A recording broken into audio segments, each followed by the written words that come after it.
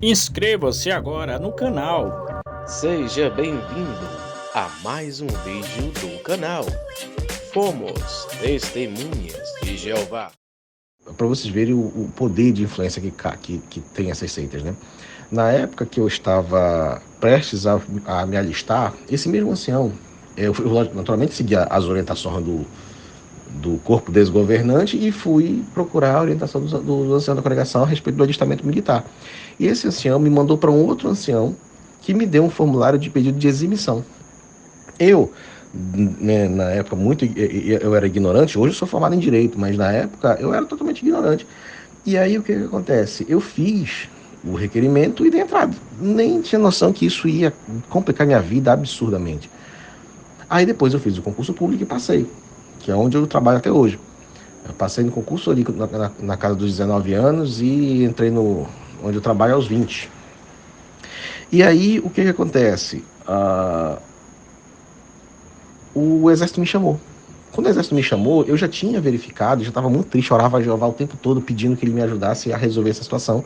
E não é que ele me ajudou, eu fui chamado pelo exército para explicar o seguinte: olha, esse teu requerimento está errado, está desatualizado, tu precisa atualizar. E aí, sem consultação nenhuma, eu perguntei assim: olha, eu posso desistir disso aqui? Eles falaram: pode, mas eu faço o quê? Eu disse: só basta rasgar. Aí eu rasguei na frente deles e joguei lá.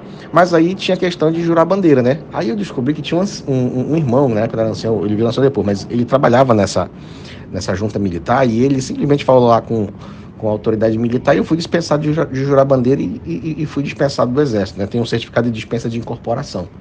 Se os anciãos soubessem, né, porque foi assim que eu tinha escapado do exército, o negócio ia feder pro meu lado. Mas desde então eu comecei a alertar os irmãos: olha, você não precisa abrir mão do serviço alternativo, porque não tem base para isso. Aí eu, naturalmente, utilizava uma revista que na época já existia, né, dizendo que o serviço alternativo era uma questão de consciência. Mas ainda assim, esse ancião ele me deu uma orientação para isso. E curioso, esse ancião trabalha exatamente onde eu trabalho hoje.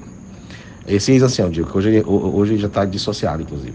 E no final das contas, o resultado prático de tudo isso foi que eu consegui entrar no serviço público, tenho um emprego, sustento minha família com isso hoje, mas eu guardo essa mágoa, porque esse ancião, ele sabia das consequências disso, porque ele é servidor público. Ele sabia das consequências de eu perder, né, de eu pedir eximição. Ele sabia que eu não ia ter emprego, né, público. Eu não poderia entrar no concurso que eu passei, pura e simplesmente porque ele tinha me dado uma orientação nesse sentido. É bom informar, né? Ele me mandou para um outro ancião que também era servidor público, funcionário da Receita Federal. Então, quando você analisa isso aí, você vê que houve maldade deles, entendeu? Eles queriam destruir a minha vida, entendeu? Porque os dois sabiam que se eu fizesse aquele documento, eu ia perder a chance de fazer uma universidade pública, eu ia perder a chance de fazer um curso público, tirar passaporte, viajar para o exterior, entendeu? Então, assim, isso dá uma noção de como eu fiquei muito chateado.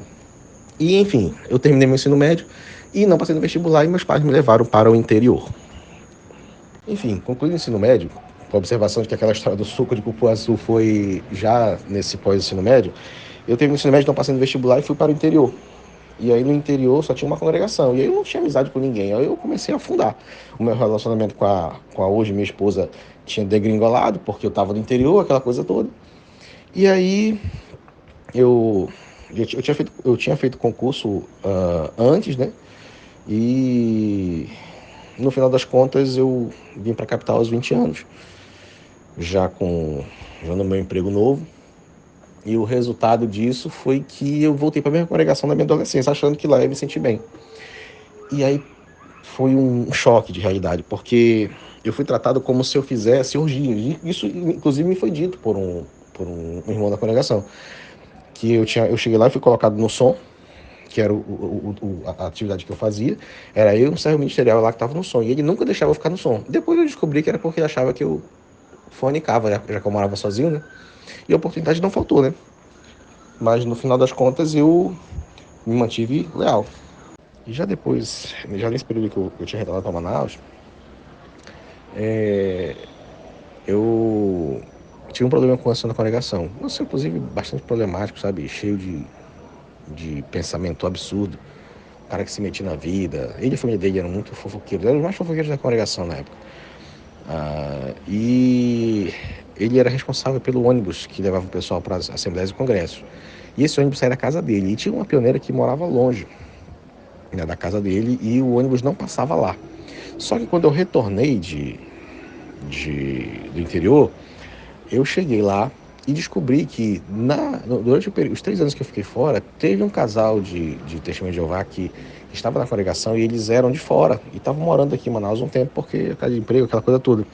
E eles moravam muito próximo da casa dessa irmã. E enquanto esse pessoal estava lá, o ônibus ia buscar, ou seja, o ônibus ia buscar aquele pessoal e não essa irmã da congregação. O que para mim restou muito claro que havia uma perseguição em relação a ela. E eu, em razão do meu senso de justiça muito forte, eu cheguei para ele o seguinte, que já ia ter uma assembleia em seguida, falei, olha, o ônibus vai buscar lá a irmã?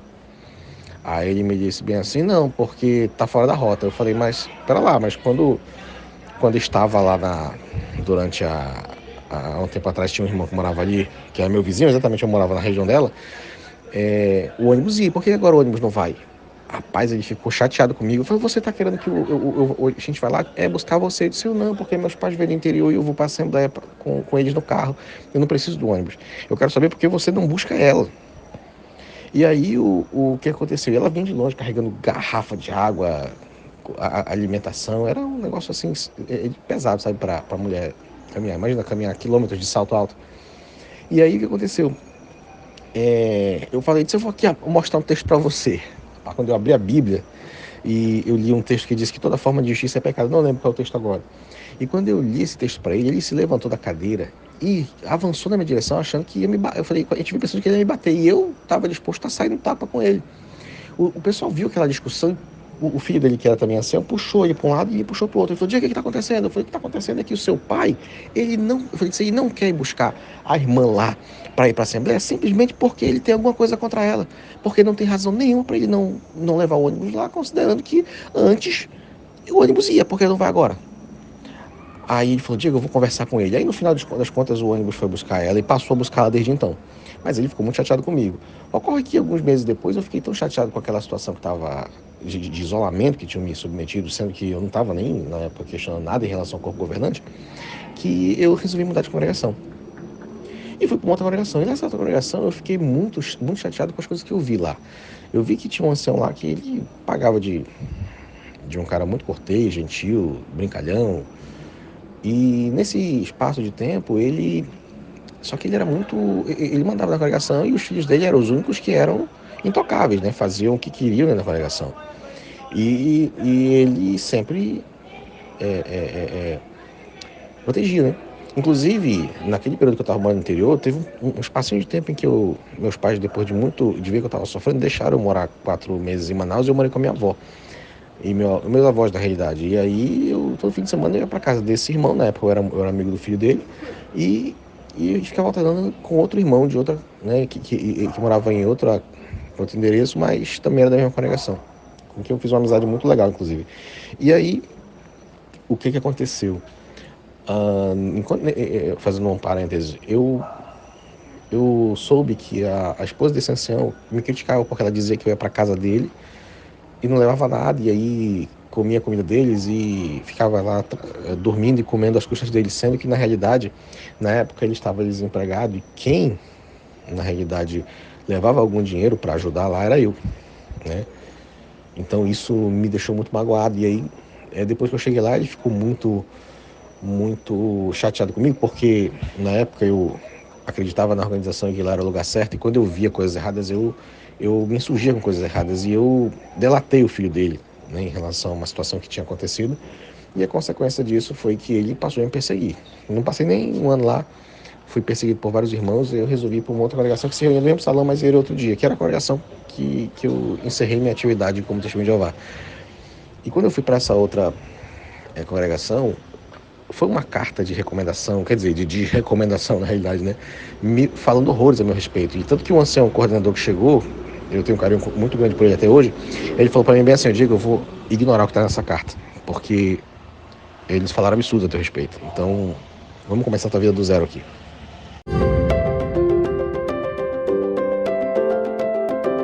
Inscreva-se no canal, deixe o seu like, compartilhe o vídeo, faça a sua parte para ajudar outros.